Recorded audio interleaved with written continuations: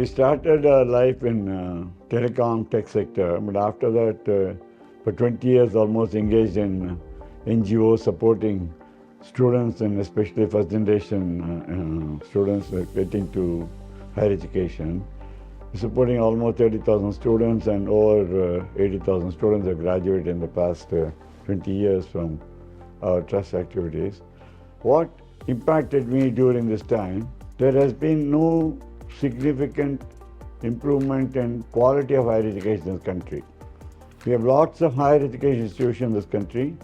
We have high demand for higher education in this country, but higher education itself is not transformed in this country.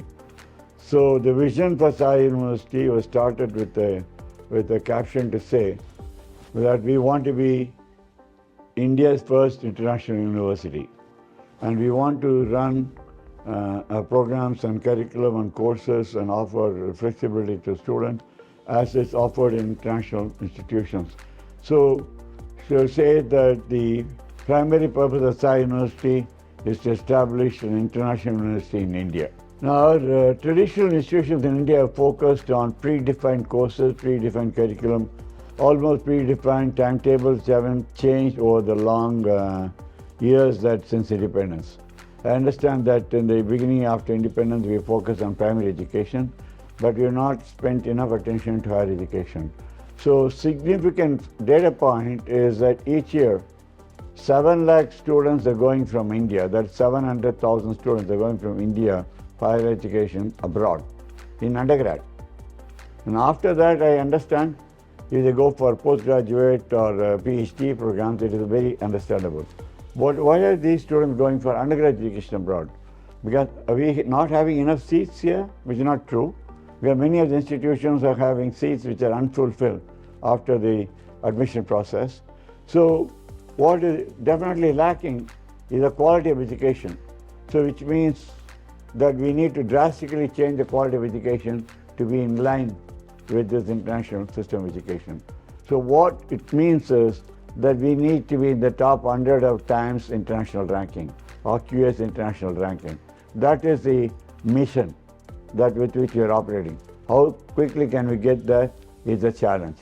So in order to make that happen, that what is key is that the university has to have strong foundations like the Chancellor's office, the Research office, the Finance office, the Infrastructure office, the Admissions Outreach office, all of them are supporting the entire edifice of the university. And then we have 5 pillars above the edifice standing on top of that. One is the Board of Governors. We have 18 governing council members. We are perhaps the best in this country. It's a Board of Governors.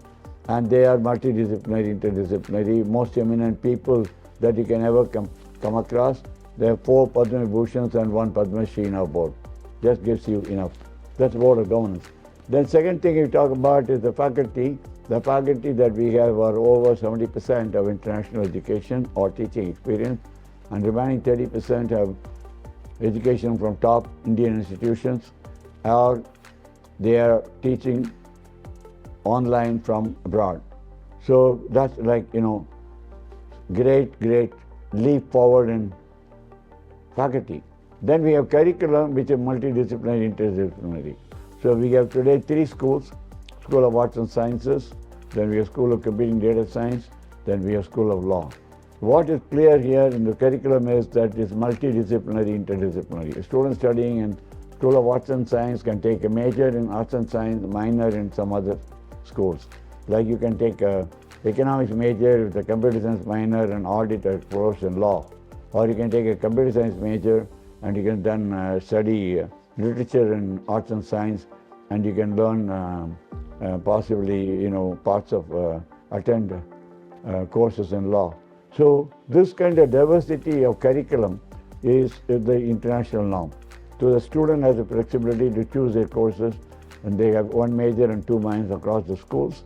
And then we plan to start in the future years other schools like management schools, technology schools like space sciences, nuclear sciences, defense sciences, then hospital and health sciences. So then they will have even more choices to study, options to go from one and the other. They can do a major in health sciences in the future, along with a law minor and a computer science minor. So this is the way forward for the education. So curriculum is a significant difference. Faculty is a major improvement over Indian education system. Then we have state-of-the-art infrastructure which is being built. We are only a 4-year-old university. We are building infrastructure every year, academic infrastructure and housing infrastructure. We hope to get to international standards in this, at the earliest time possible.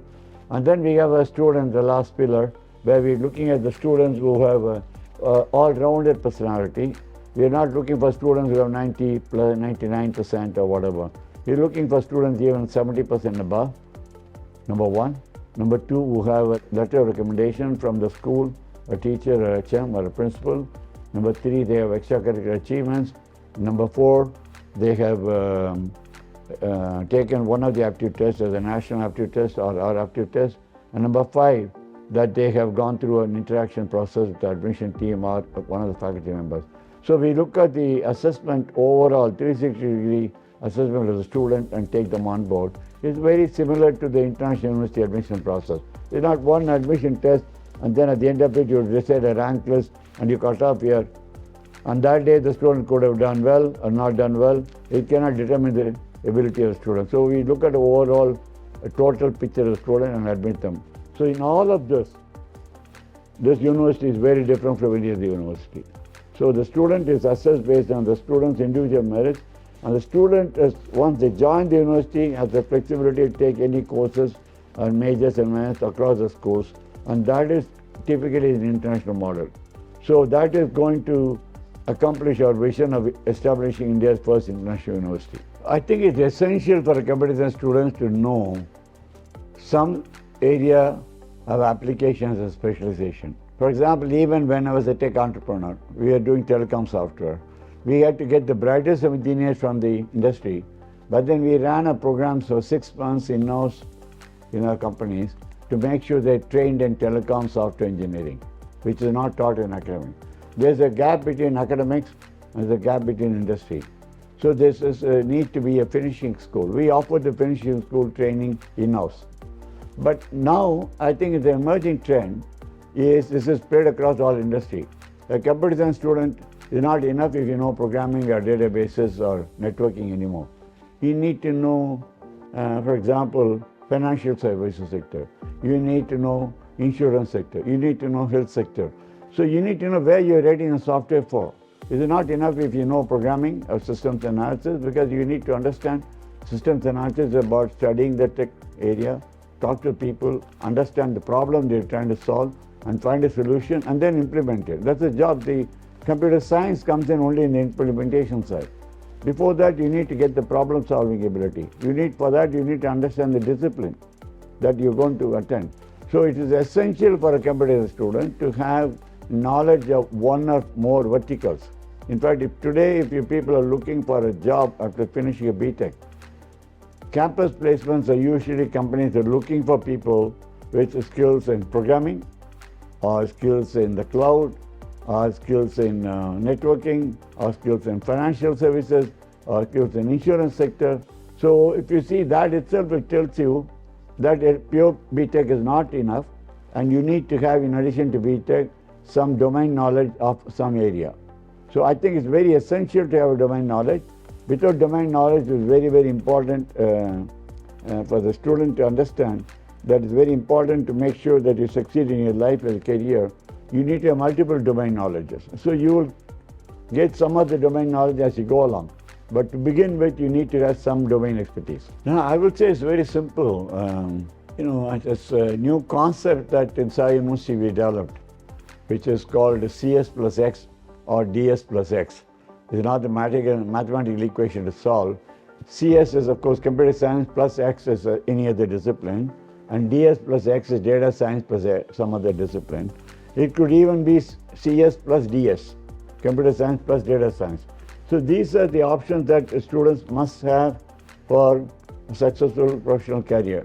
But if you see, I'd like you to refer to our website, where we have a video YouTube channel on Sai University, where we have a recording from Professor John Mitchell, chairman of Stanford University Computer Science Department, who is an emeritus professor and is a professor at Sai University. He has articulated the CS plus X theory beautifully in that talk. So he says that CS, computer science, stands at the core of everything else. All the other sectors, whether healthcare, financial, if you're insurance, some real estate, space sciences, nuclear sciences, some other sciences, biotech sciences, all of them are going to be in the periphery. So you need for you to have some specialization, which is X, along with your CS.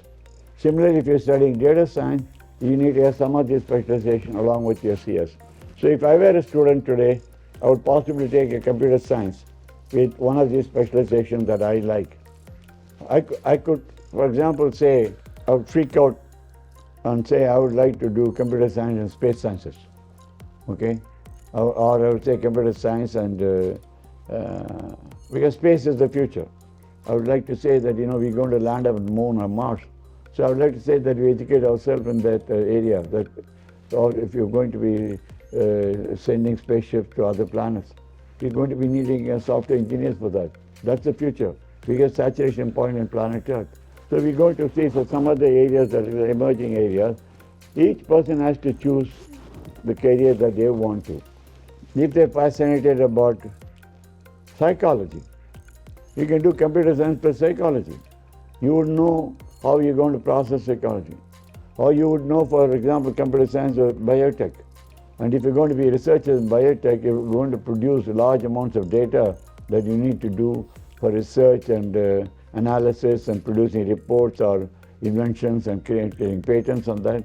You need to have a computer science background. So it's good to have computer science with biotech background. So I would say that each student has to select the branch of specialization along with computer science. A pure computer science will not be adequate to carry forward. You need to have some specialization built around computer science.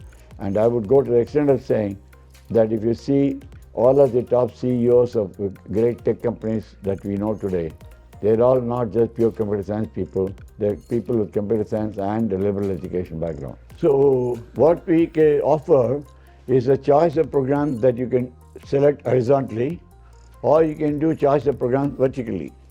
So if you want to do vertical specialization only in computer science, you can do computer science, and computer science. So it would be pure computer science degree with no specialization others. If you did options with some other subjects, your graduation degree certificate will say BTech in computer science with specialization in psychology and biotechnology. Whereas if you did pure computer science, your degree certificate will read as something like BTech in computer science major honors. That's what will happen. The same thing is true of arts and sciences also. If in arts and sciences, you can take an economics major, computer science minor, and basically an optional law. You can say the same thing. Or you can do an economics major with English literature and maybe psychology, and you can get a pure arts or pure humanities degree. Similarly, in law is actually a little more regulated, and therefore you have to get economics, political science, and psychology plus law. You can get that degree, and if you want to have, you can electives that you can take in computer science or you can computer science or philosophy, for example, in your degree. So whatever you get will be reflected in your degree certificate. But it is the choice of the student. What we're trying to say is we are allowing the student to choose a subject of their choice because they have a career for the next 40 years. They have to plan for 40 years of their career. And it's better that they have more options to hedge their bets as they go along, so you have multiple careers to choose from. For example, this year we are planning to add a program on entrepreneurship. So you could take a course, a major in computer science with a program in entrepreneurship, and you could start a company. You could be creating jobs instead of looking for jobs. And there are 2-3 dimensions to this. Number one, the student culture academically, as I've already explained to you, the freedom to choose. And we would say that pursue a passion. That's the student culture academically. Non-academically, the students have, I think, 9 clubs like arts, music, quiz, debate, sports, etc. And each club is following their decide extracurricular, co-curricular activities. So that's the second part of student culture. Third is the environment in which the students learn. So there I would say the student culture is a open and free culture. Which say we're not a university where we expected the students to say that every time their faculty member or an officer of the university is passing by, you say good morning, good evening, good afternoon. No. We are allowing students to interact freely with their professors, with the deans, with the vice chancellor, with the chancellor, with other officers of the university like registrar, CFO, director, admissions, and all of them. Because we want them to create a culture of openness, learning from interactions, and also getting the self-confidence that they can deal with senior people in the institution, that gives them motivation in pursuing whatever they have. So I would say it's a culture of openness and freedom that the student will enjoy learning. For example, they can sit and share the dining table with the officer or the vice chancellor or the chancellor, and they have a conversation, either academics or sports or something else about themselves. So that is a culture which is very, very unique. We are first in the country, so we obviously have a leading edge. I would say we started with this liberal education model of interdisciplinary, multidisciplinary education 2018, and the new education policy of the government 2020 has introduced the same thing. So it's glad to see that the government is endorsing our strategy in an academic sense. Therefore, it is feasible. We believe that the openness we are giving in the multidisciplinary interdisciplinary system is also allowed by UGC and other national bodies to say choice-based credit systems and so on. So technically they are recognizing that this kind of model is acceptable. So the UGC is approving it, New Education Policy is approving it. Therefore, it's eminently feasible to do it within this current system. And the flexibility given the state-private university, we're a state-private university, we registered with UGC, and therefore we award degrees which are equivalent to any other Indian university. And therefore the flexibility we offer in the academic curriculum is extremely feasible to establish an international university within the Indian framework. However, there of course are lots of challenges. Everything in India has a challenge, number one. And then of course there are international challenges. In India, the challenges are everything from getting, let's say, we wanted to get 100 acres of land, and at the same time we wanted to be within 1 hour driving distance of Chennai city. That is not, it's a huge challenge. We had to come up with something very innovative, and we've been able to get that. We got 103 acres campus here, which is just 1 hour, 10 minutes drive from the city. And so the city is expanding. So I think in a year or two, we'll be in the city already. The second thing is that if you see the challenge, creation of infrastructure is a challenge. Everything takes time in India. Getting approvals takes time. Putting together the buildings takes time. Getting the utilities and structure, what you needed here, it takes time. And of course, it takes time to get the international framework, the faculty, the classroom, the labs. All of that is a huge challenge. Getting the curriculum put together and to make sure it fits in the system of approved UGC credits, the number of courses, credit hours and all is a challenge. We are trying to fit that in, and I think we have been able to manage that very successfully. The biggest challenge is, of course, is making sure that we are an international university, and that will happen when we first undergraduate student pass out, and then the industry absorbs them. That's the proof of concept, where we say that we are as good as any international university. And I can tell you there we already have established one data point to say the very first batch of Sai University was a 1-year Daksha Fellowship, postgraduate diploma in technology law, including IPR, patents and copyrights and so on and so forth. So we had 45 students in this batch. I'm happy to say that out of 45, 2 of them went for practice. The remaining 43 have been placed in the industry successfully. So it gives us almost to say that the very first year that of the university's incorporation, and in the middle of the pandemic, we have 100% placement record. So, and they have been in top companies and law firms in India, international law firms and Indian law firms.